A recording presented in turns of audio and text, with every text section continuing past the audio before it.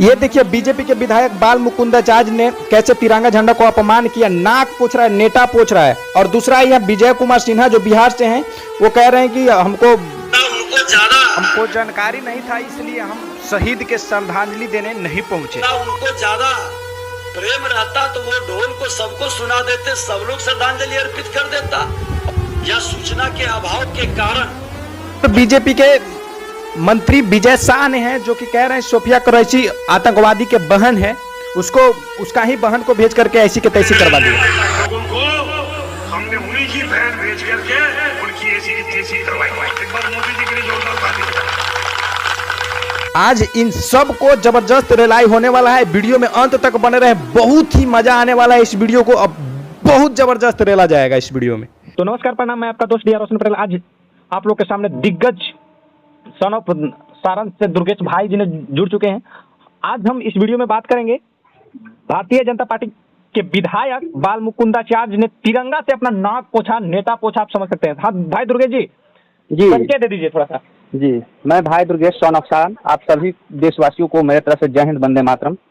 जी भाई दुर्गेश जी, अगर आप ये वीडियो देखे होंगे, भारतीय जनता पार्टी के विधायक बाल मुकुंदाचार्य ने तिरंगा से अपना नाक पोछा है जी, नेता पोछा है जी जी, देखें आप एक चीज तो देखे हैं। और अगर ये चीज एक कर्तृत्व दूसरा कोई किया रहता था, अभी तक आपके सड़क से लेके संसद से लेके विधानसभा से लेके लोकसभा तक जानते हैं लंगा नाच होता, विधवा विलाप होता। लेकिन सौभाग्य की बात कहें या दुर्भाग्य की बात कहें, वो पार्टी का विधायक किया है जो दूसरों को देशभक्त के साटिक फिटिक देने का काम करते हैं।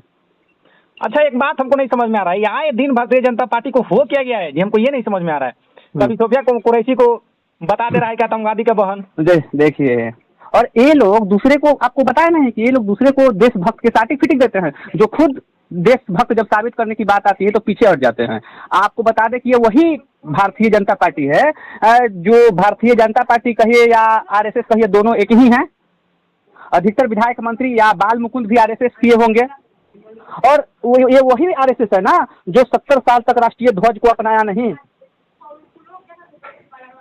नहीं, कभी तिरंगा नहीं फहराया। अब आज के डेट में देख रहा है कि चलने बनने वाला तो है नहीं, तो फहरा रहे हैं। और ये लोग जो देश के तिरंगा को अपमान कर सकते हैं, वो देश का क्या सम्मान करेंगे। हाँ, ये तो बिल्कुल भी दिख रहा है, वीडियो में चल भी रहा है। और वो जो बेटी देश के लिए लड़ने मिटने के लिए तैयार हुई, लड़ने गई, उसको आज आतंकवादी की बहन बताया जा रहा है। कितना दुर्भाग्य की बात है। वो लड़ने गई, या जितने भी लोग लड़े, जैसे हमारे ही बिहार के इम्तियाज साहब लड़े, शहीद हो गए जी। तो ये लोग लड़े तो क्या केवल मुसलमानों के लिए लड़े? ये लोग तो हिंदुस्तानी होकर एक हिंदुस्तान के लिए लड़े। बिल्कुल, जितना डराना किया जाए कम है, इन लोग के लिए कम है। लेकिन ये लोग तो इसमें भी हिंदू मुस्लिम खोजते हैं। हाँ, ये तो बोल दिया ना जी विजय शाह। हाँ, वो तो बोल ही दिया कि उसका ही बहन से मोदी जी ने ये करवा दिया। अरे इनको सिर्फ और सिर्फ जैसे जितना भी कारनामा था, ये सारे हमारे देश के जवान के था, लेकिन श्रेय अपने आप पे लेना। भले किसी को मुसलमान दिखा दे, किसी को कुछ दिखा दे, इन लोगों का काम है टोपी के नाम पे बोलना, दाढ़ी के नाम पे बोलना, मुसलमान के नाम पे बोलना। इनको क्या पता है कि देश पे क्या बोला जाता है, देश के लिए क्या कहना है। अगर देशभक्ति इनको सीखना है ना, इन लोगों को सीखना चाहिए तो देशभक्ति जाकर ओवैसी साहब से सीखें।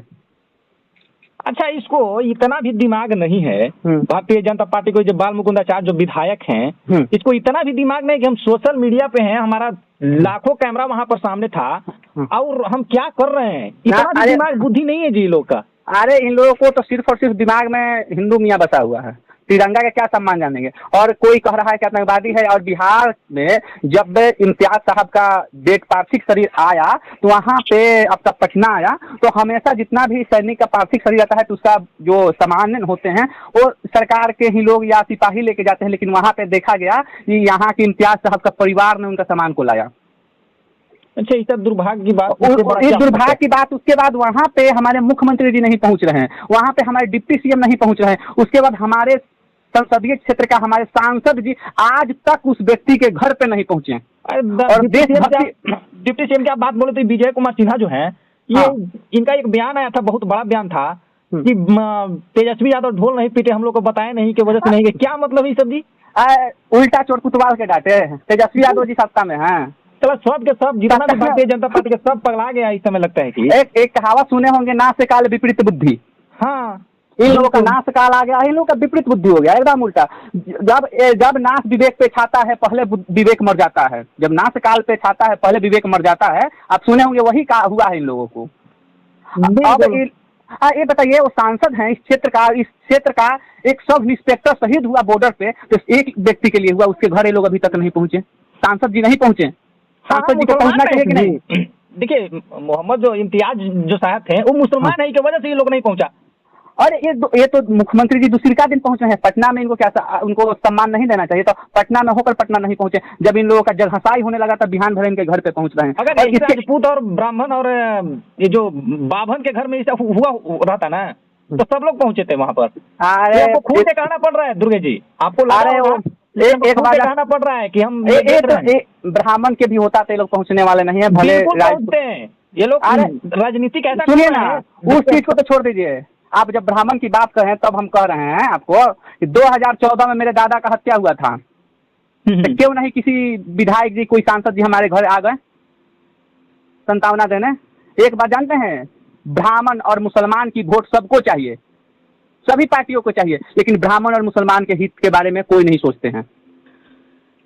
कोई गजब ये लोग राजनीति कर रहे हैं।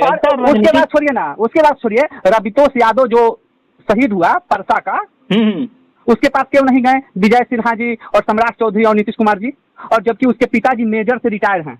अब क्या कर सकते हैं जी, विजय सिन्हा तो खुदे बोलते हैं कि हमको जानकारी नहीं है, तब क्या इससे क्या हो सकता है? जानकारी नहीं है, जब इन लोगों को जानकारी नहीं है क्या बोलना है तो क्यों डिप्टी सीएम है? इस्तीफा कर दें, रहो यार, जानकारी लो यार, क्या मतलब है?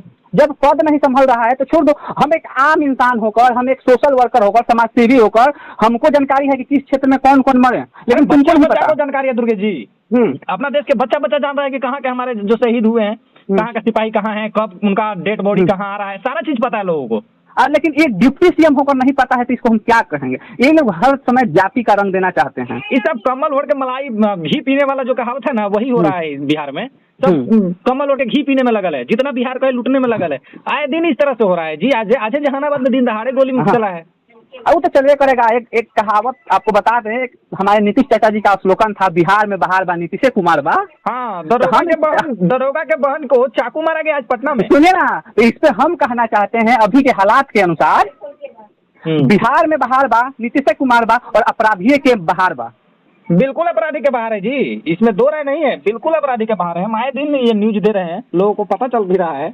कहीं कब किसको कौन मार दे रहा है कोई गारंटी नहीं है। हम कब चल जाएंगे कोई गारंटी नहीं, आपको कब कौन क्या कर देगा कोई जानकारी नहीं है, कोई गारंटी नहीं। और हमारे सरकार बोलेगी कि हमको तो पता नहीं था। विपक्ष को तो बताना चाहिए ना, विपक्ष को बताना चाहिए, विपक्ष को बताना चाहिए, तेजस्वी यादव को बताना चाहिए। तेजस्वी यादव को कहे नहीं बताते, उनका भी गलती है ना भाई, कहे नहीं बताते हैं। विपक्ष को बताना चाहिए, हाँ ये बता देते। अरे हाँ, होता है कि बुद्धि नहीं रहता है तो बुद्धि दिया जाता है, विपक्ष भी दिया जाता है कभी कभी बुद्धि कीजिए।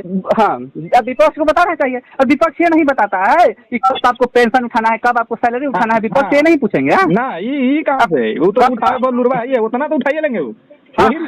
कब जाति का कार्ड खेलना है, अरे वो सब तो ज्ञान में है ना।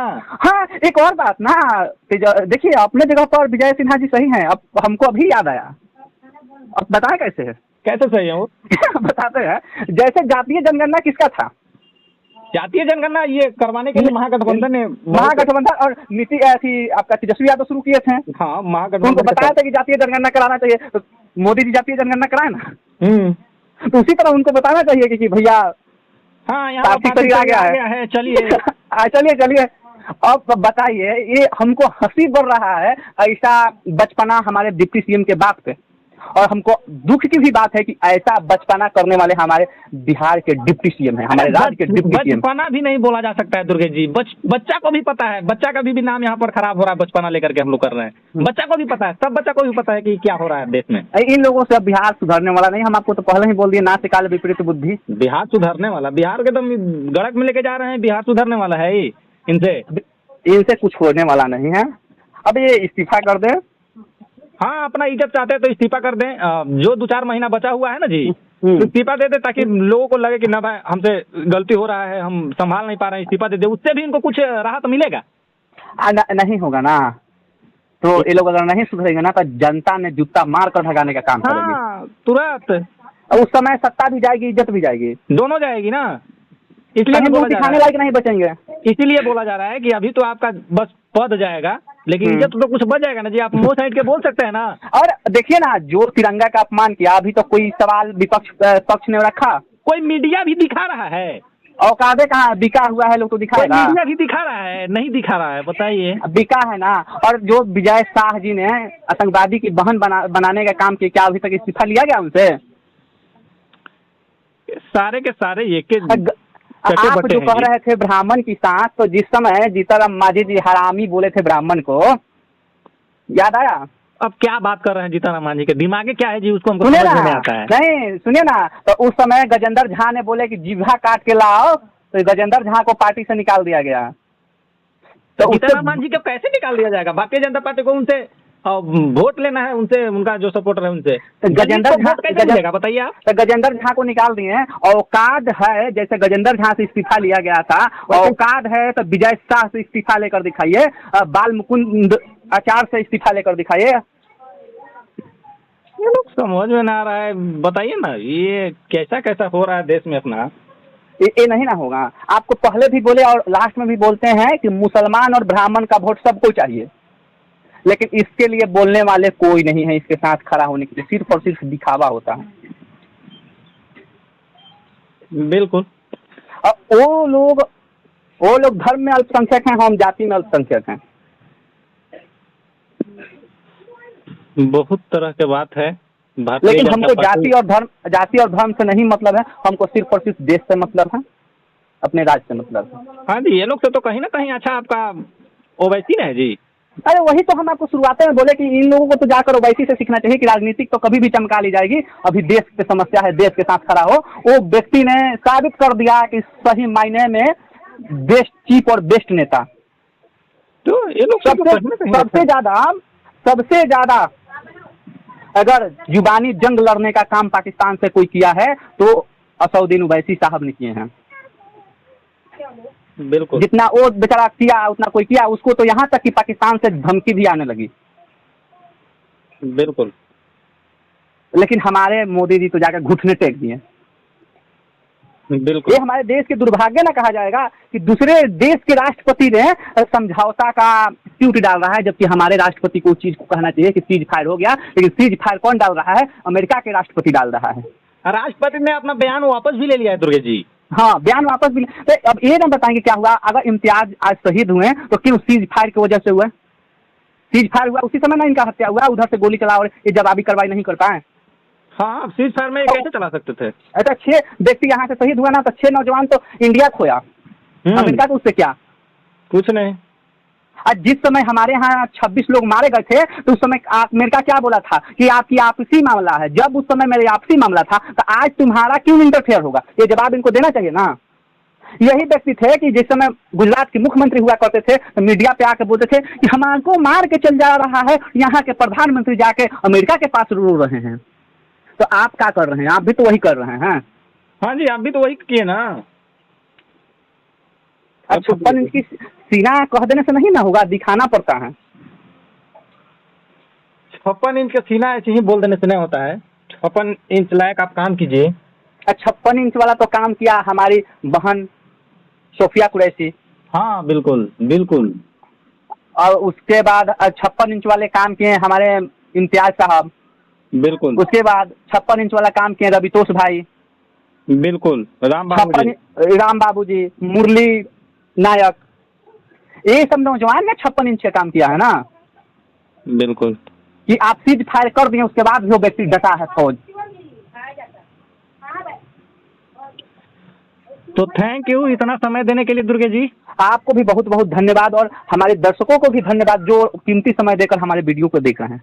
जय हिंद, वंदे मातरम, इनकलाब जिंदाबाद।